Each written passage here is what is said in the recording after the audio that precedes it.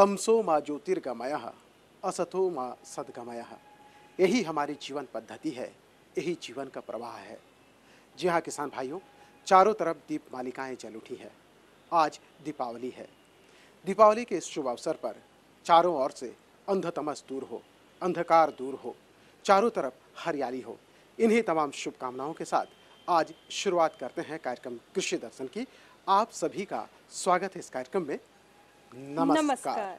अल्पना जी, आपको भी ढेर सारी शुभकामनाएं। मास्टर जी, आपको भी बहुत सारी शुभकामनाएं दीपावली की। और अब आगे कार्यक्रम बिल्कुल लेके चलते हैं। किसान भाइयों, आज के इस कार्यक्रम की शुरुआत हर शाम की तरह कर रहे हैं कार्यक्रम कृषि समाचार के साथ।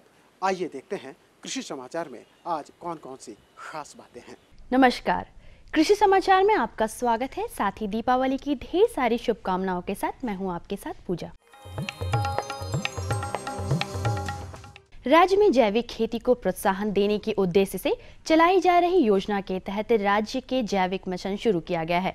इस मिशन के अंतर्गत 15,000 हेक्टेयर खेत में खासकर हरी सब्जियों की जैविक खेती की जाएगी। झारखंड में जैविक खेती की तरक्की के लिए राज्य सरकार द्वारा कई ठोस कदम उठाए जा रहे हैं। विभिन्न श्रेणी की फसलों के लिए अलग अलग योजनाएं बनाई गई हैं। इन्हीं में से एक है राज्य जैविक मिशन। इस मिशन के अंतर्गत जैविक विधि से मटर, ब्रोकली, फ्रेंच बीन, शिमला मिर्च, पत्ता गोभी जैसे सब्जी फसलों की खेती की जाएगी। इस मिशन के तहत 15,000 हेक्टेयर खेत में जैविक विधि से सब्जी उत्पादन का लक्ष्य रखा गया है। राष्ट्रीय सूक्ष्म सिंचाई मिशन के अंतर्गत कृषि एवं गन्ना विकास विभाग झारखंड सरकार की ओर से ड्रिप सिंचाई और स्प्रिंकलर सिंचाई को बढ़ावा दिया जा रहा है। इस योजना के अंतर्गत सूक्ष्म सिंचाई प्रणाली अपनाने वाले किसानों और कृषि विकास से जुड़ी संस्थाओं को आर्थिक सहायता उपलब्ध कराई जा रही है। अखिल भारतीय स्तर पर राष्ट्रीय सूक्ष्म सिंचाई मिशन चलाया जा रहा है। इसी कड़ी में अपने राज्य में भी कृषि एवं गन्ना विकास विभाग झारखंड सरकार की ओर से किसानों को सूक्ष्म सिंचाई प्रणाली अपनाने के लिए प्रोत्साहित किया जा रहा है। राज्य सरकार की ओर से कोशिश की जा रही है ज्यादा से ज्यादा किसान बूंद बूंद सिंचाई विधि यानी टपक सिंचाई प्रणाली यानी ड्रिप सिंचाई और स्प्रिंकलर सिंचाई का लाभ उठाएं। सिंचाई की इन विधियों से पानी की बचत भी होती है और पौधों का भी पुष्ट विकास होता है। इसके लिए राज्य सरकार द्वारा किसानों को अनुदानित दर पर ड्रिप और स्प्रिंकलर सिंचाई के साधन उपलब्ध कराए जा रहे हैं।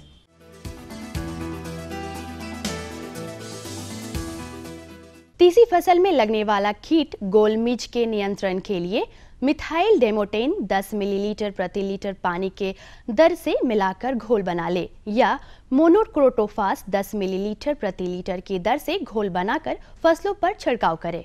तीसी के फसल में अगर गौल मिर्च कीट लग जाए तो कीट के पिल्लू फसल के पुष्प फलियों के अंदर रहते हुए उसके आंतरिक भाग को खा जाते हैं, जिससे कीटग्रस्त कलियों से फूल और फली नहीं बन पाते हैं। तीसी में लगने वाले गौल मिर्च कीट के नियंत्रण के लिए प्रति 10 लीटर पानी में 10 मिलीलीटर मिथाइल डिमोटोन की दर से घोल बना लें या 1 मिलीलीटर मोनोक्रोटोफास प्रति लीटर पानी की दर से घोल तैयार करके फसलों पर छिड़काव करें।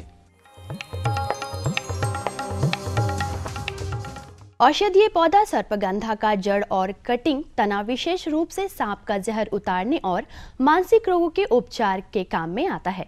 सर्पगंधा की खेती से अधिकाधिक उपज पाने के लिए सीमसिल RS1 और RI1 जैसे उन्नत प्रभेद लगाएं। सर्पगंधा की जड़ें और जड़ से सटा तना का भाग औषधि के रूप में इस्तेमाल किया जाता है।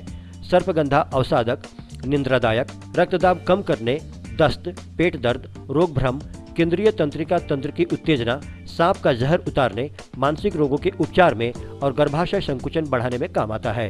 राज्य के किसान सर्पगंधा के बेहतर उत्पादन के लिए RS1, RI1 और सीमशिल नामक उन्नत प्रभेद लगाएं। इन उन्नत प्रभेदों वाले सर्पगंधा की उत्पादन क्षमता 12 क्विंटल प्रति हेक्टेयर है। आइए अब एक नजर डालते हैं कृषि जगत से जुड़ी कुछ खास गतिविधियों पर। पिछले दिनों महानिदेशक डॉक्टर टी महापात्रा हजारीबाग स्थित केंद्रीय वर्षा आश्रित उपजाऊ भूमि एवं चावल अनुसंधान केंद्र का दौरा किया। इस दौरान डॉक्टर महापात्रा ने संस्थान के वरीय पदाधिकारियों और कृषि वैज्ञानिकों से संस्थान की गतिविधियों की जानकारी ली।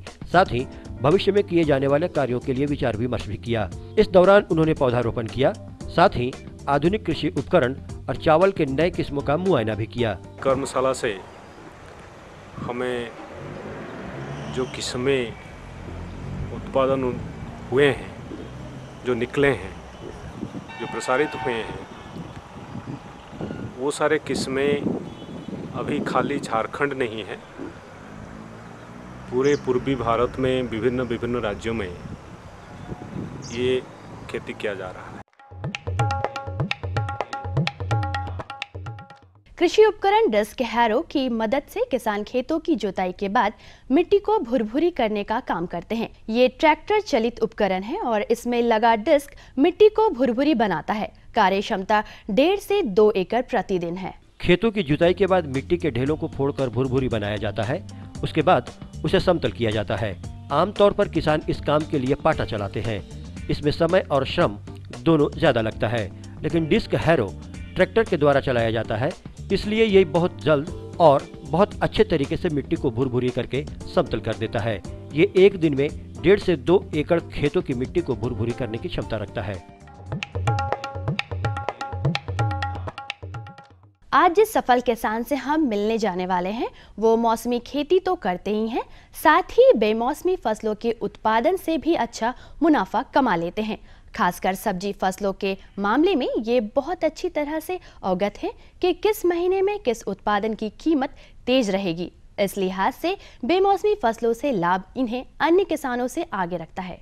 खेती बाड़ी में अगर अक्लमंदी का इस्तेमाल किया जाए तो साधारण फसलों से भी बेहतर मुनाफा कमाया जा सकता है।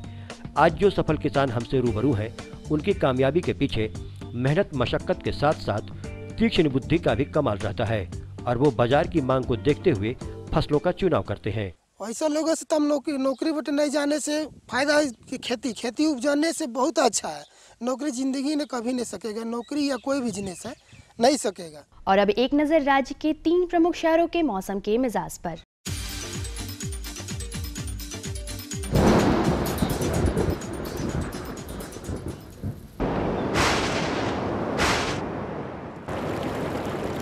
आज राज्य के 3 प्रमुख नगरों के न्यूनतम और अधिकतम तापमान कुछ इस प्रकार है। रांची का न्यूनतम तापमान 12 डिग्री सेल्सियस और अधिकतम तापमान 25 डिग्री सेल्सियस।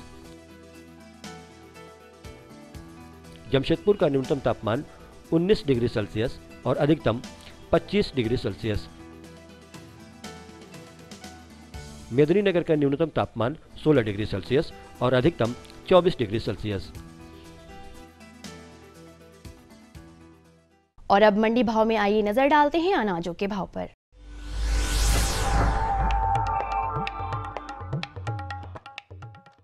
आज कृषि उत्पाद बाजार समिति पंडरा रांची में दर्ज किए गए विभिन्न खाद्यान्नों के थोक भाव कुछ इस प्रकार है। चावल मोटा 1850 रुपए से 1950 रुपए, चावल मध्यम 2000 रुपए से 2150 रुपए, चावल उत्तम 2200 रुपए से 2400 रुपए, गेहूं 1350 रुपए से 1450 रुपए, चना 5000 रुपए से 5200 रुपए, दाल अरहर 6200 रुपए से 7100 रुपए, दाल मसूर 4300 रुपए से 4600 रुपए, दाल चना 5700 रुपए से 6100 रुपए, सरसों तेल 10250 रुपए से 10350 रुपए, चीनी 3700 रुपए से 3850 रुपए, आलू 1400 रुपए से 1600 रुपए और प्याज 1300 रुपए से लेकर 1400 रुपया प्रति क्विंटल रहा। कृषि समाचार में आज इतना ही। अगले दिन अगले अंक में फिर से मुलाकात होगी कुछ ताज़ा तरीन खबरों के साथ। तब तक के लिए पूजा को दीजिए इजाजत। नमस्कार, जोहार।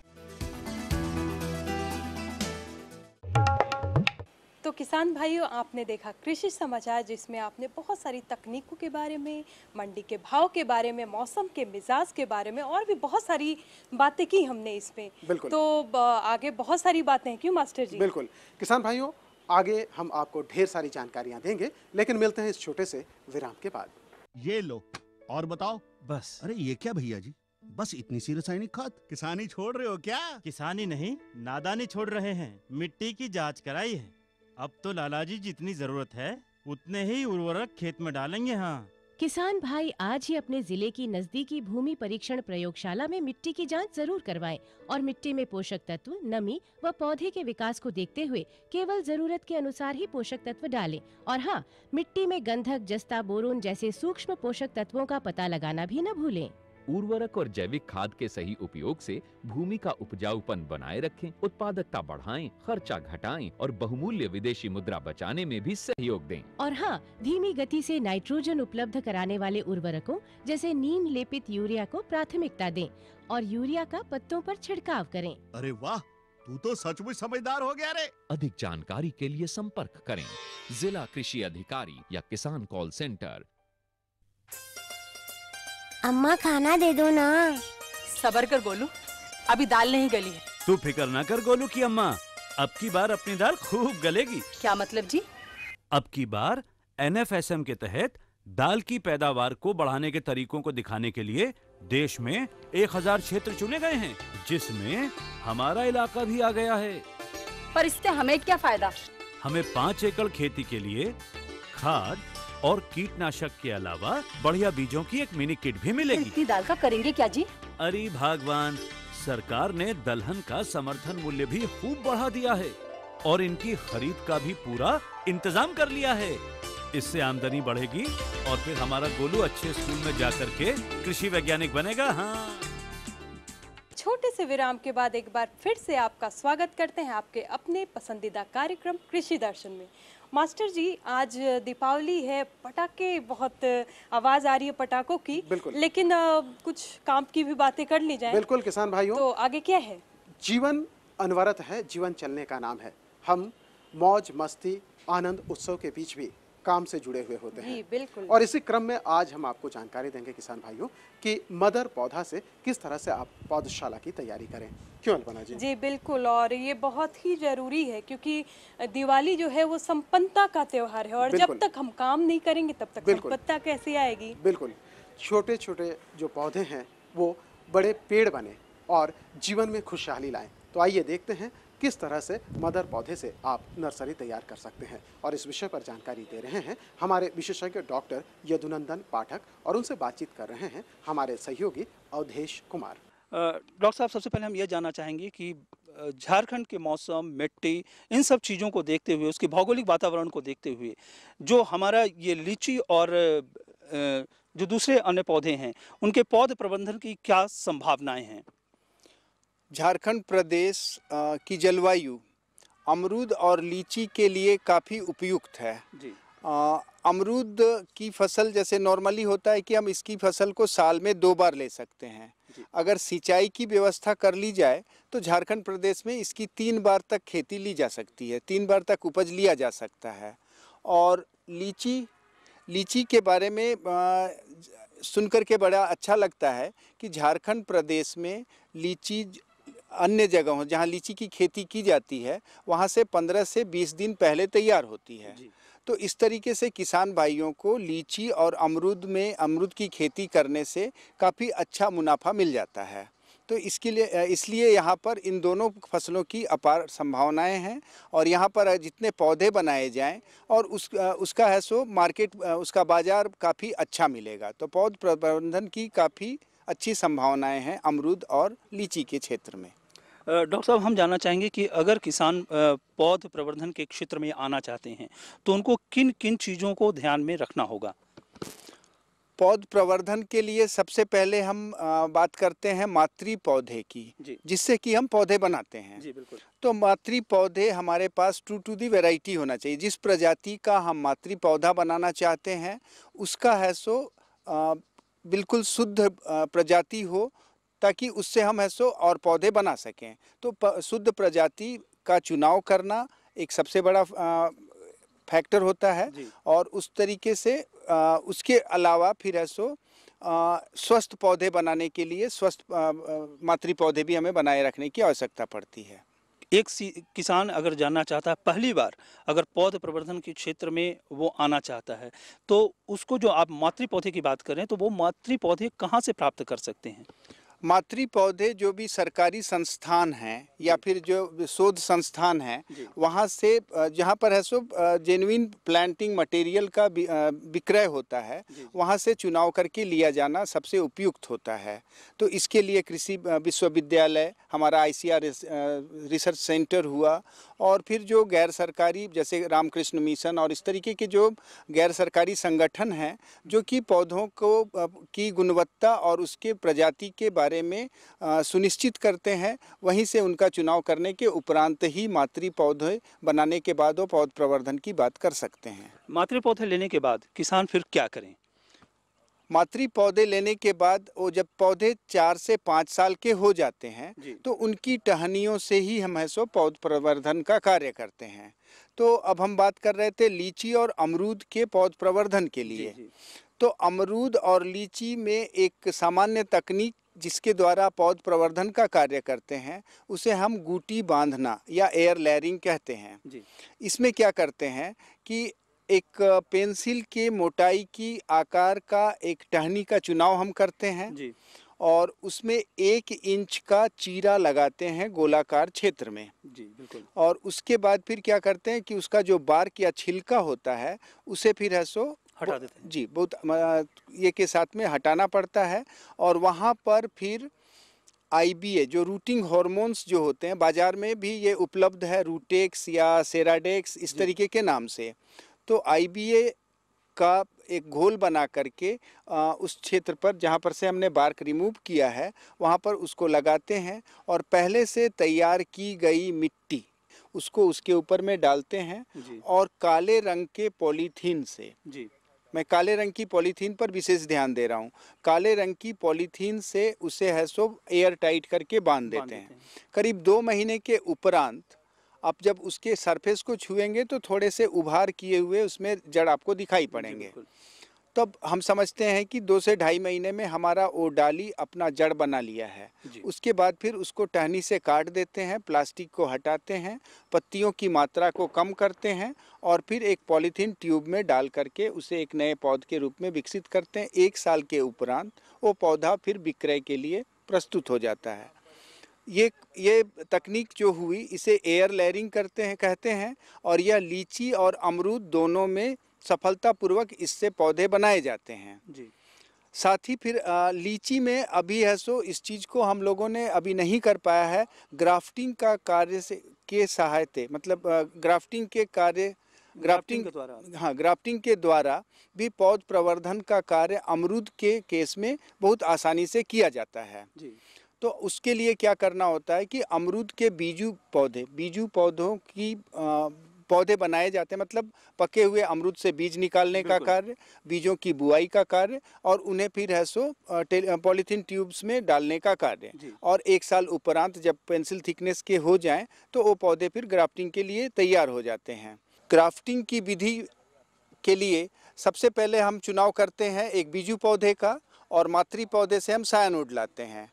और सबसे ज़्यादा सफलता हमें मिलती है टॉप ग्राफ्टिंग में। टॉप ग्राफ्टिंग में करते क्या हैं कि बीजू पौधे के ऊपर के हिस्से को काट देते हैं, उसे भी के आकार में एक चीरा लगाते हैं, सायानवुड में उसी तरीके से उल्टा चीरा लगाते हैं, इन दोनों को बीच में डाल करके और उसके बाद एक पॉलीथीन के सहारे उसे एयर टाइट करके बांध देते हैं। और उसके बाद फिर इसे एक पॉली कैप के द्वारा एक पॉलीथीन की ट्यूब से उसे कवर कर देते हैं। 3 या 4 दिनों के बाद आप देखेंगे कि उसमें नए कल्ले बनने शुरू हो जाते हैं। तो फिर उस ट्यूब को हटा करके और हम पौधे बना करके अपना पौध प्रवर्धन का कार्य बहुत आसानी से आगे बढ़ा सकते। क्या करूं? हाँ, मैं ऐसे ही करूंगा। हाँ, अच्छा, मैं जा रहा हूँ। अच्छा, जी जी जी, हाँ, ठीक है। जी जी जी। किससे बात कर रहे थे इतना हंस कर? किसान कॉल सेंटर, विशेषज्ञ से खेती के बारे में सलाह ले रहा था। सुबह भी, रात को भी? किसान कॉल सेंटर सुबह 6 बजे से रात को 10 बजे तक खुलता है।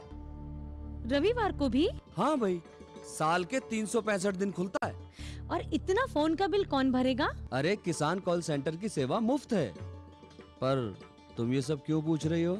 मैं तो कुछ और ही समझी थी।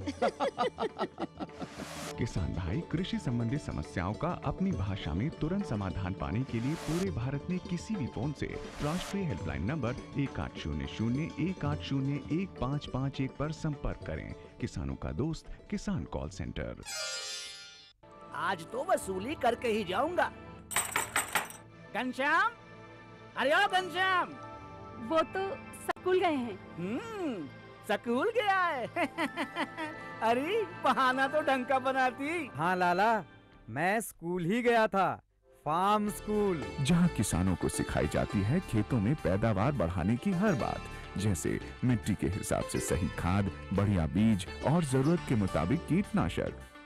ताकि कम लागत में अधिक मुनाफा। ये पकड़ लाला, तेरा हिसाब साफ।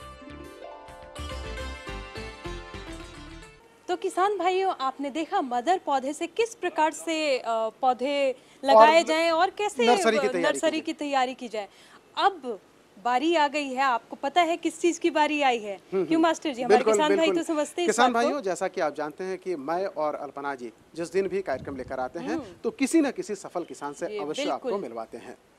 तो और हमारी कोशिश यही रहती है, और खासकर दिवाली के अवसर पे तो हम जरूर चाहेंगे कि आप खूब लाभ कमाएं, खूब संपन्न बने। तो इसी क्रम में हम आपको बताते हैं कि किस तरह से सेवधर महतो अपने पौधों को सींच रहे हैं, किस तरह से खेती बाड़ी कर रहे हैं, किस तरह से अधिक मुनाफा प्राप्त कर रहे हैं। और इन तमाम जानकारियों से आप भी प्रेरणा लें ताकि आपकी भी खेती सफल हो सके और आप भी सफल किसान की श्रेणी में अपने आप को शामिल कर सकें। जी, और उनसे बातचीत कर रहे हैं विनय कुमार।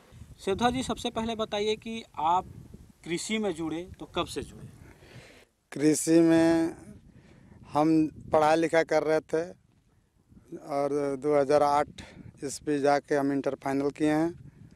उसके बाद देखें कि पढ़ाई लिखाई में नहीं आगे बढ़ पाएंगे।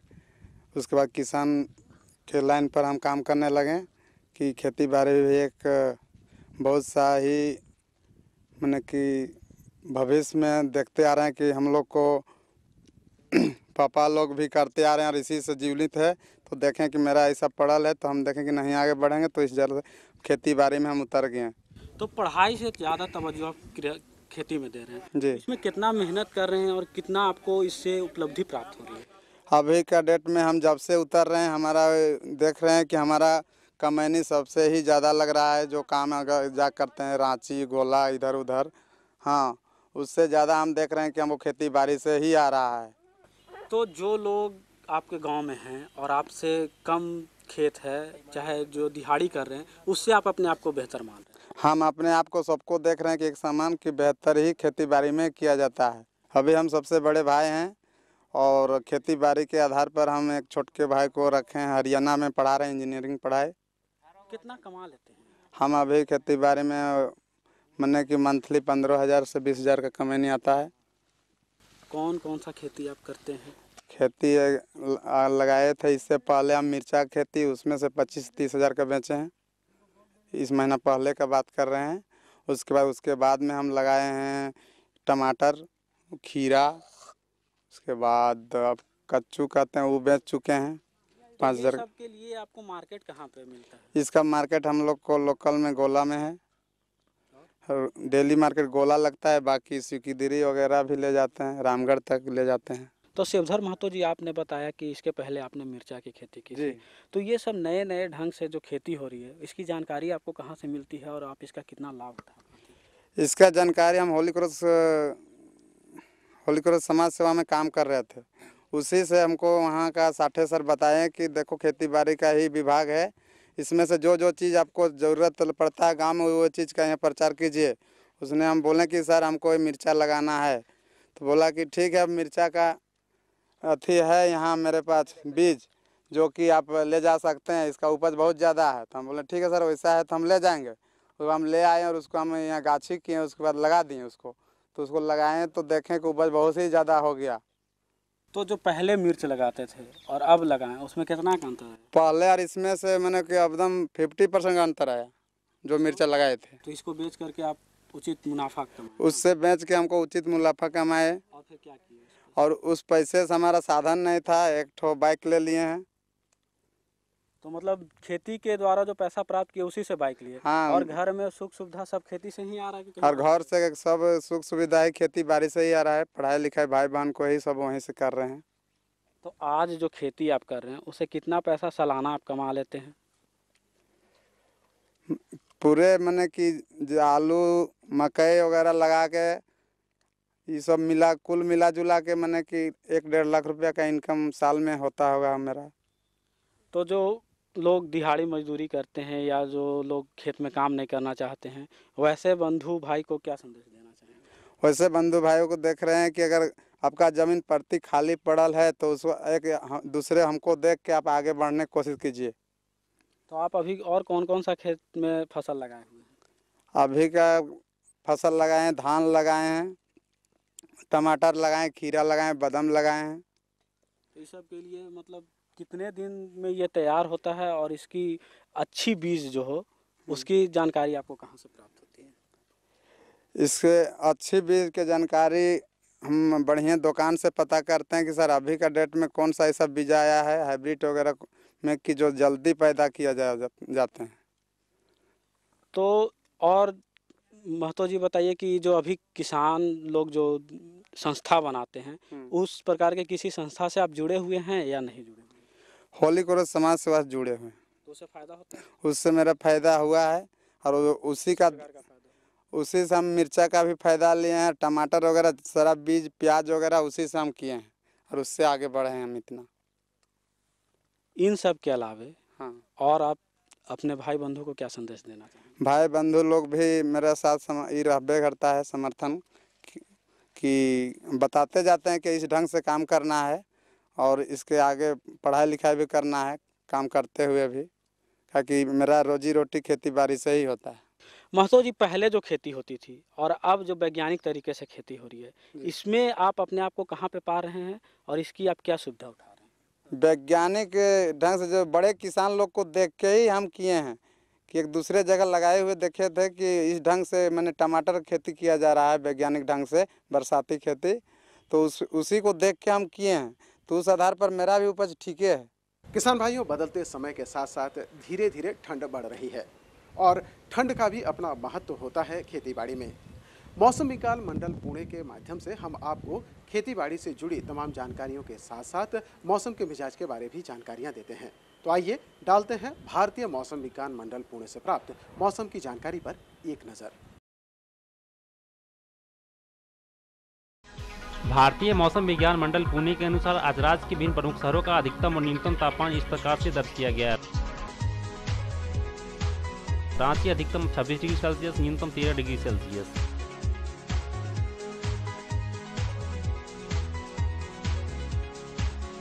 जमशेदपुर अधिकतम 28 डिग्री सेल्सियस, न्यूनतम 15 डिग्री सेल्सियस।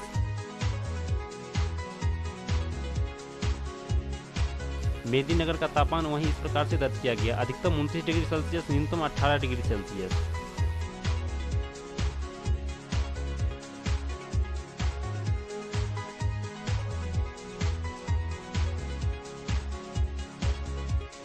रबी दलहनी फसलों में लगने वाले लाही रोग जो फसल की पत्तियों के रस को चूसकर उन्हें कमजोर कर देते हैं,